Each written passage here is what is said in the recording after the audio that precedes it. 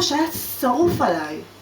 גם כן כיפה על הראש שם פתאום. ככה זה כולם, העבריינים הכי כבדים, רוצחים, אונסים, שודדים, מכניסים אותם לבית סוהר, שמים כיפה. עוטפים את עצמם בטלית, צדיקים גמורים. רק משחררים אותם, ישר רוצחים, אונסים, שודדים, כאילו כלום. עם הכיפה על הראש ועם הטלית. יאללה, אני אף פעם מפה לא חוזרת לפה יותר. איפה השארתי את האופנוע? נוסעת, לא חוזרת. למדבר אני אסע, לא אראה אף אחד יותר. אני אחרי שם לבד במערה, רק אני בלי אף אחד. איזה כיף אבל, לרכב על האופנוע הזה עם הסירה, כמו בסרט ישן, אני בלי קסדה והשערות שלי באוויר, וזה מדגדג לי למטה במושב. רק שאני לא אגמור מזה באמצע נסיעה, זה מסוכן. צלקת לא צלקת, גוף פצצה יש לי. לא רזה כמו השלדים האלה הדוגמניות, וגם שערות הכי יפות יש לי בעולם. זה אף אחד לא יגיד שלא. טלטלים כאלה, וארוכים, ושחורים, שחורים, בלי צבע, הכל טבעי. אין גבר לא ידלק מזה, רק מלראות ישפיך בנכנסיים. ככה כולם חרמנים האלה, חיות. מתה על האופנוע הזה בלי קסדה, כמו שפעם, לפני שהיה צריך. ככה אבא סיפר לי שפעם לא היה צריך.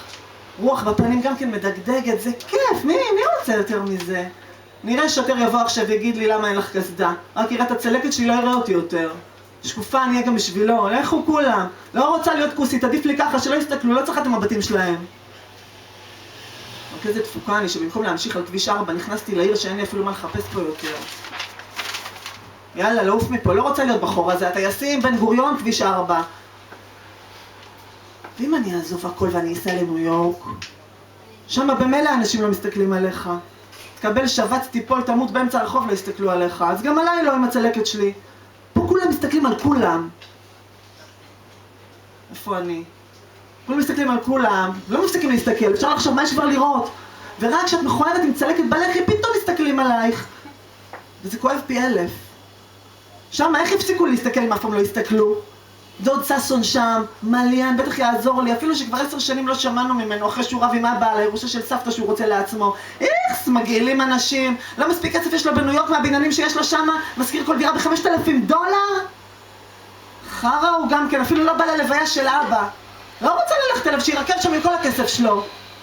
גם שמוני כזה מפגר, מה הוא בורח לי פתאום? אתמול שהגיע המייל, הודיעו התקבל לבית ספר שלו בניו יורק והוא כבר שבוע מסתובב בארץ מצייר. לא אכפת לו מכלום, מצייר לא עונה לטלפונים. 3,000 פעם התקשרנו כבר אני ושלום. שמעתי אותו חוזר בלילה, אחרי הדייט שהיה לו עם הפוסטמה ההיא. בבוקר מצאנו את הפתק שהוא נסע לצייר, לאן לא אמר. מסכן, מה עשתה לו? רגיש זה, והיא שרמוטה סתם מתעללת בו. לא רואה כמה הוא מסכן, שאמא שלו מתה שהיה בן 6, והוא אף פעם לא מדבר על זה. וגם שלום, אם תשאל אותו מה קרה לאשתו, ממה מתה, יעשה לך יום הזיכרון, דקה דומיה. שניהם סרוטים בראש מזה, נראה לי התאבדה, מסכנה. בגלל זה מתביישים לדבר על זה. וואי, איזה יופי הוא מצייר אבל. כל שנייה אני נכנסת לחדר שלו, מסתכלת על הציורים. שעות אני יכולה להסתכל עליהם, כמו איזה סרט קולנוע, צבעים כאלה שאתה לא מוצא בשום מקום אחר. לפעמים אפילו אני מתחילה לצחוק מזה, אבל לא מבינה למה, שזה בכלל לא מצחיק, סתם מתרגשת, שוגעת אני. פעם אפילו התדגדגתי מזה אצלו על המיטה, תרטפתי שם לגמרי, וזאת עיוורת לא רואה את זה, גם כן מחוצ'קן תחת, מה הוא מצא בה? מי בכלל? סתם פוסטמה, משחקת אותה אינטליגנטית, אם אני אתפוס אותה אני אביא לה כזאת רסיה שתפצח לה את הראש. מה מחסום ארז? עוד שנייה אני בעזה, לא רוצה. אני אקח מפה שמאלה, שדרות, נתיבות, באר שבע. מה אני אעשה בבאר שבע אבל? לא רוצה. מה אכפת לי? אני אסע ישר עד שיגמר לי הדלק, אפילו שאני אעבור את הגבול. אני אגיע לסיני, אז אני אשב לי שם בזולה על החוף. טוב לי ככה בנסיעה עם הרוח בפנים ומדגדג למטה. אני אגמור בנסיעה, מה אכפת לי? ככה עשה אותנו עולים את הבנות עם דגדגן שנדגדג. לא דופקת חשבון, אני יכולה לדגדג את עצמי בכל מקום, לגמור, אני יכולה 8,000 פעם ביום. אם אני חמה ואין לי מה לעשות, אני יכולה גם לנגוע, אני יכולה גם בלי לנגוע אפילו, לדחוף אצבעות. פעם באמצע שיעור היסטוריה, גמרתי ואף אחד לא שם לב. רק יבגני שישב לידי עושה לי, מה קרה? את לא מרגישה טוב? עכשיו כואב לי הראש או משהו. אמרתי, שתוק, מה אתה דוחף את האף? ככה אני מאז שאני זוכרת עצמי. בת 4, אני זוכרת את אמא שלי אומרת לי, אל תגיעי שם למטה, ושולחת אותי לשירותים שאני אדגדג לבד. סתם, אנשים לא חופשיים, פחדים מה יגידו השכנים. סכן אבא, איך הייתה ממררת לו את החיים עם השירים הדפוקים שלה עד שהוא כבר נשבר. בטח הייתה בוגדת בו על ימין ועל שמאל. כמו המלכה בסרט ההוא של המלט, שראינו בשיעור אנגלית, שעמום רצח הסרט הזה 4 שעות. המלכה הזאת שישר אחרי הלוויה של המלך התחתנה עם אח שלו, שרצח אותו, שפך לו רע לתוך האוזן.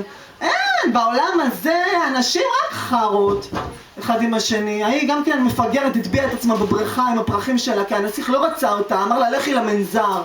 מי הוא בכלל? אני בכיתה י' שציון בדה שם האפן הזה עזב אותי בשביל המכוערת שלו, יפית אטיאס, לא בכיתי, לא כלום.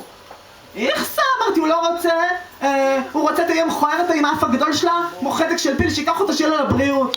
לא עבר שבוע ואני כבר הבנתי מה קרה. שקובי אטיאס, אח של יפית, שילם לו לציון בוכתה של כסף, שיעזוב אותי ויקח את אחותו המכוערת במקום. רצה אותי בשביל עצמו. התחיל להתעלק עליי קובי, לרדוף אחריי, לכל מקום לא עזב אותי, לא התייחסתי. עליתי ישר על המשחק שלהם. שנים נדבק אליי זה. היה כותב לי מכתבים, לא סתם אימיילים. מכתבים אמיתיים עם נייר, מכתבים פרחוני כזה ורוד, כמו איזה נקבה. אפילו לצבא היה שולח לבסיס. לא התייחסתי, אפילו פעם אחת לא עניתי לו, הייתי זרוקת אותם ישר לפח אשפה את המכתבים שלו. כשהתחלתי להופיע במצודה, נגנב לגמרי, בנה לי מזבח בבית שלו עם תמונות ונרות. ביקש להתמודד, בכה להם, אמר שהוא כבר שנים שרוף על האש ולמה לא נותנים לו להתמודד. עד השעה של המצודה הגיע, בלגנים עשה להם, השתולל, רצה לפרוץ בפנים, לקחת אותי בכוח, הביאו לו משטרה. עכשיו אני עומדת מולו 2 מטר, אפילו לא מסתכל עליי. לך יא אפס. ראינו מה זה אצלכם אהבה, רק שקר רחם והבל היופי אתם מחפשים. דברים זה כולם חרות, אחד אחד. הוא עם הפלאפון שלו והכיפה מסתכל כאילו הוא עסוק, לא רואה אותי. לך, מי חושב עליך בכלל? ראינו אותך בכיין מאפן, מסתכל בפלאפון, אלק לא שמתי לב. שקופים אתם כולכם.